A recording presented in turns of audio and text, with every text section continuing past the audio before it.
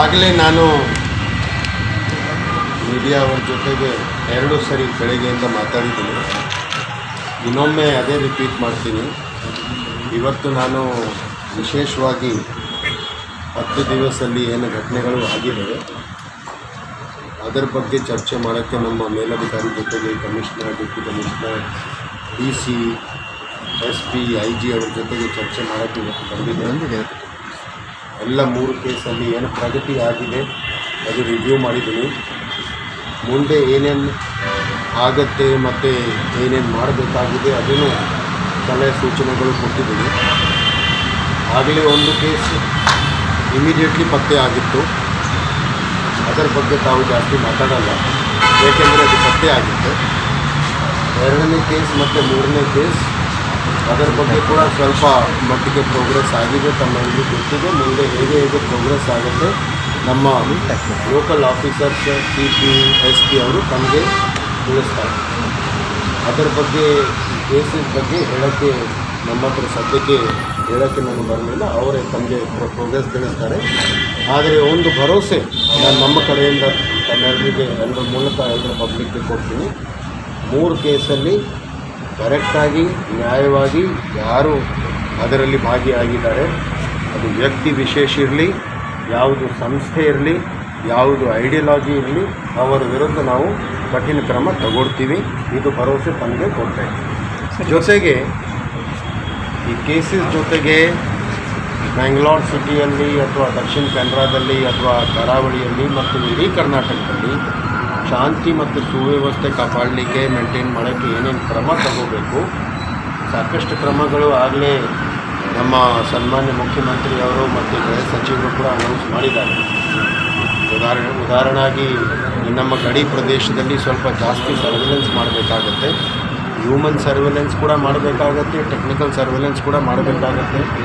ಅದರ ಬಗ್ಗೆ ಕೂಡ ಡಿಪ್ಟಿ ಕಮಿಷನರ್ ಅವ್ರ ಜೊತೆಗೆ ಚರ್ಚೆ ಮಾಡಿದ್ದೀವಿ. ದಕ್ಷಿಣ ಕನ್ನಡದಲ್ಲಿ ಪೊಲೀಸ್ ಅವ್ರದ್ದು ಬಲ ಸ್ವಲ್ಪ ಜಾಸ್ತಿ ಮಾಡಬೇಕಾಗತ್ತೆ. ಮತ್ತು ಎಲ್ಲ ರೀತಿಯಿಂದ ಪ್ರೊಸೀಜರಲ್ಲಿ ಏನೇನು ಮಾಡಬೇಕಾಗಿದೆ ಅದರ ಬಗ್ಗೆ ಕೂಡ ನಾವು ಚರ್ಚೆ ಮಾಡಿದ್ದೀವಿ. ಸಂಘಟನೆ ಬಗ್ಗೆ ಇಷ್ಟೇ ಹೇಳ್ತೀನಿ. ತಾವು ಸಂಘಟನೆ ಬಗ್ಗೆ ಕೇಳಿದಿರಿ ಮತ್ತು ತಾವು ಒಂದಕ್ಕೆ ಒಂದು ಅಫೆನ್ಸ್ಗೆ ಲಿಂಕ್ ಕೇಳ್ತೀರಿ ನಮ್ಮಿಂದ. ನಾನು ಒಂದು ವಿಷಯ ತಮಗೆ ಭಾಳ ಸ್ಪಷ್ಟವಾಗಿ ಹೇಳ್ತೀನಿ. ಹಾಕಿ ಬಟ್ಟೆ ಹಾಕ್ಕೊಂಡ ಮೇಲೆ ಯಾವುದು ಮರ್ಡರ್ ಆದರೆ, ಯಾವುದು ಹೆಣ ಬಿದ್ದರೆ, ಇದು ಹಿಂದೂ ಹೆಣ, ಇದು ಮುಸ್ಲಿಂ ಹೆಣ, ಇದು ಕ್ರಿಶ್ಚಿಯನ್ ಹೆಣತನ ನಾವು ನೋಡೋದಿಲ್ಲ. Dead body is A dead body. ಸತ್ತವರು ಯಾವ ರಿಲಿಜನ್ ಇರಲಿ ನಮಗೆ ಒಂದೇ ಥರ ಆ ಕೇಸ್, ಪ್ರತಿಯೊಂದು ಕೇಸ್ ಅದೇ ಒಂದೇ ಥರ ನಾವು ಇನ್ವೆಸ್ಟಿಗೇಷನ್ ಮಾಡ್ತೀವಿ. ಈಗ ಇನ್ವೆಸ್ಟಿಗೇಷನ್ನಲ್ಲಿ 4 ಸ್ಟೇಜಸ್ ಇರ್ತವೆ. ಫಸ್ಟ್ ಯಾರು ಮಾಡಿದ್ದಾರೆ ಅವರಿಗೆ ಹಿಡಿಬೇಕು. ಹಿಡಿದ ನಂತರ ಸೆಕೆಂಡ್ ಸ್ಟೇಜ್ ಅವ್ರಿಗೆ ಕೂಲಂಕಷವಾಗಿ ಅವ್ರಿಗೆ ಇಂಟ್ರೋಗೇಷನ್ ಮಾಡಬೇಕು. 3ನೇ ಸ್ಟೇಜ್ ಇಂಟ್ರೋಗೇಷನ್ ಆದಮೇಲೆ ಇನ್ವೆಸ್ಟಿಗೇಷನ್ ಮಾಡಬೇಕು, ಸಬೂತ್ ಕಲೆಕ್ಟ್ ಮಾಡಬೇಕು. 4ನೇ ಸ್ಟೇಜ್ ಏನಾಗಿದೆ, ಯಾಕಾಯಿತು, ಏನು ಮೋಟಿವ್ ಇತ್ತು, ಏನು ಕಾರಣ ಇತ್ತು, ಅವ್ರ ಹಿಂದೇನು ಕಾರಣ ಇತ್ತು, ಅದು ಚಾರ್ಜ್ ಶೀಟ್ ಹಾಕಬೇಕು, ಕೋರ್ಟಲ್ಲಿ ಟ್ರಯಲ್ ಮಾಡಿಸ್ಬೇಕು, ಯಶಸ್ವಿಯಾಗಿ ಅವರಿಗೆ ಸಜಾ ಕೊಡಬೇಕು. ಈ ತಾವು ಸಂಘಟನೆ ಬಗ್ಗೆ ಕೇಳಿದಾರಲ್ಲ, ಸಂಘಟನೆ ಬಗ್ಗೆ ಅಥವಾ ಎಗೆ ಬಿಗೆ ಲಿಂಕ್ ಇದೆಯಾ, ಬಿಗೆ ಸಿಗೆ ಲಿಂಕ್ ಇದೆಯಾ, ಇದು ಯಾವಾಗ ನಾವು ಇನ್ವೆಸ್ಟಿಗೇಷನ್ ಕಂಪ್ಲೀಟ್ ಮಾಡ್ತೀವಿ ಆವಾಗ ನಾವು ಸ್ಪಷ್ಟವಾಗಿ ನಮ್ಮ ಚಾರ್ಜ್ ಶೀಟಲ್ಲಿ ಬರೆದು ಕೋರ್ಟ್ಗೆ ಮುಂದೆ ಹಾಜರು ಮಾಡ್ತೀವಿ, ಸರ್ಕಾರವೂ ಕೂಡ ತಿಳಿಸ್ತೀವಿ. ಸೊ ದಯವಿಟ್ಟು ಈ ಅಫೆನ್ಸ್, ಈ ಕೇಸ್, ಈ ಇದಕ್ಕೆ ರಿವೆಂಜ್ ಇದೆ, ಇದಕ್ಕೆ ರಿವೆಂಜ್ ಇದೆ ಹೇಳೋದು ಸೂಕ್ತ ಅಲ್ಲ. ಪ್ರತಿಯೊಂದು ಕೇಸ್ ನಮಗೆ ಇಂಪಾರ್ಟೆಂಟ್ ಇದೆ, ಪ್ರತಿಯೊಂದು ಕೇಸ್ ನಮಗೆ ಇಂಡಿವಿಜುವಲ್ ಕೇಸ್ ಇದೆ. ಹೌದು, ಏನಾದರೂ ಲಿಂಕ್ ಇದ್ದರೆ ಸಂಘಟನೆ ಜೊತೆಗೆ ಅಥವಾ ಅವರ ಒಂದು ಕೇಸ್ ಇನ್ನೊಂದು ಕೇಸ್ ಜೊತೆ ಲಿಂಕ್ ಇದ್ದರೆ ಇನ್ವೆಸ್ಟಿಗೇಷನ್ ಮುಗಿದ ಮೇಲೆ ಚಾರ್ಜ್ ಶೀಟಲ್ಲಿ ಸ್ಪಷ್ಟವಾಗಿ ಇದೆ. ಈ ಸ್ಟೇಜಲ್ಲಿ ಹೇಳೋದು ಸೂಕ್ತ ಇರೋದು. ಜನರ ಸಹಯೋಗದಿಂದ, ತಮ್ಮೆಲ್ಲರ ಸಹಯೋಗದಿಂದ ಇಂಥ ಘಟನೆಗಳು ಆಗದಂತೆ ನೋಡ್ಕೊಳ್ಳಿಕ್ಕೆ ನಾವು ವ್ಯವಸ್ಥೆ ಮಾಡ್ತೀವಿ. ಬೆಳ್ಳಾರಿ ಕೇಸಲ್ಲಿ ಏನು ತುಂಬ ಕಷ್ಟ ಆಗ್ತಾಯಿದೆ, ಹೇಗೆ ಸರ್? ಕ್ಲೂಲೆಸ್ ಆಗಿದೆಯಾ, ಏನಾಗಿದೆ? ಯಾವುದು ಕೇಸ್ ಪತ್ತೆ ಮಾಡೋಕ್ಕೆ ಕಷ್ಟ ಆಗುತ್ತೆ, ಸುಲಭ ಅಲ್ಲ. ಕೃತ್ಯ ನಡೆಸಲಿಕ್ಕೆ ಅಷ್ಟು ಕಷ್ಟ ಅವರಿಗೆ ಆಗಲ್ಲ, ಪತ್ತೆ ಮಾಡೋಕ್ಕೆ ಕಷ್ಟ ಆಗುತ್ತೆ. ಆದರೆ ಕಷ್ಟ ಬಗ್ಗೆ ನಮಗೆ ಭಯ ಇಲ್ಲ. ನಾವು ಇನ್ವೆಸ್ಟಿಗೇಷನ್ ಪ್ರಾಪರ್ಲಿ ಮಾಡಬೇಕಾಗುತ್ತೆ. ಪ್ರಾಪರ್ಲಿ ಅಂದರೆ ನಾವು ಏನು ಹೇಳಿದರೆ ಅದಕ್ಕೆ ಸಾಕ್ಷಿ ಸಬೂತುಗಳು ಕಲೆಕ್ಟ್ ಮಾಡಬೇಕಾಗುತ್ತೆ. ಸೊ ಅದು ಎಲ್ಲ ಪ್ರೊಸೀಜರ್ ಪ್ರಕಾರ ಲೀಗಲಿ ಅಡ್ಮಿಸಿಬಲ್ ಎವಿಡೆನ್ಸ್ ಜೊತೆಗೆ ಏನೇನು ಮಾಡಬೇಕಾಗಿದೆ ಮಾಡ್ತೀವಿ. ಪ್ರತಿಯೊಂದು ಕೇಸ್ ಡಿಫ್ರೆಂಟ್ ಇರ್ತದೆ.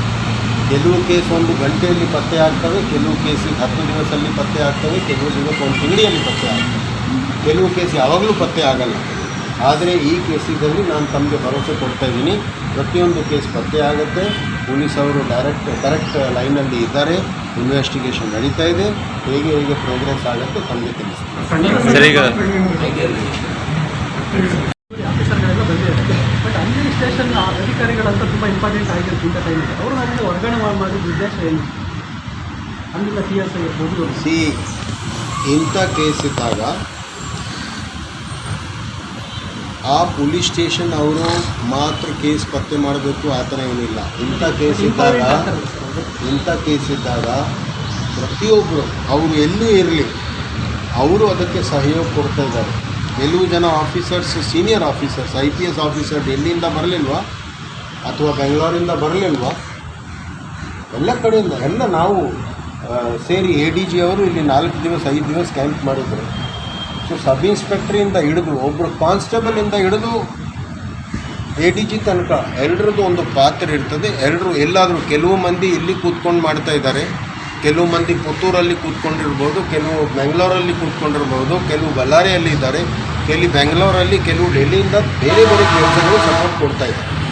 ಯಾರು ಎಲ್ಲಿ ಇದ್ದರೆ ಅಲ್ಲಿಂದ ಅವರು ಕೇಸ್ ಇನ್ವೆಸ್ಟಿಗೇಷನ್ಗೆ ಕಂಟ್ರಿಬ್ಯೂಟ್ ಮಾಡ್ತಾರೆ. Thank you. ಇದು ನಿಮ್ಮ ಹಳೆಯ ಆಭರಣ,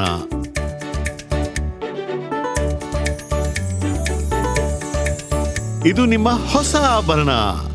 ಹಳೆಯ ಆಭರಣದ ತೂಕಕ್ಕೆ ಸಮವಾಗಿರುವ 5 ರಿಂದ 11 ತಿಂಗಳುಗಳಲ್ಲಿ ಹೊಸ ಡಿಸೈನ್ನಲ್ಲಿ ಆಭರಣ ಖರೀದಿಸಿ. ನಿಮ್ಮ ಹಳೆಯ ಆಭರಣ ನೀಡಿದರೆ ಸಾಕು, ಇದಕ್ಕಿಂತ ನಯಾ ಪೈಸಾ ನೀಡಬೇಕಿಲ್ಲ.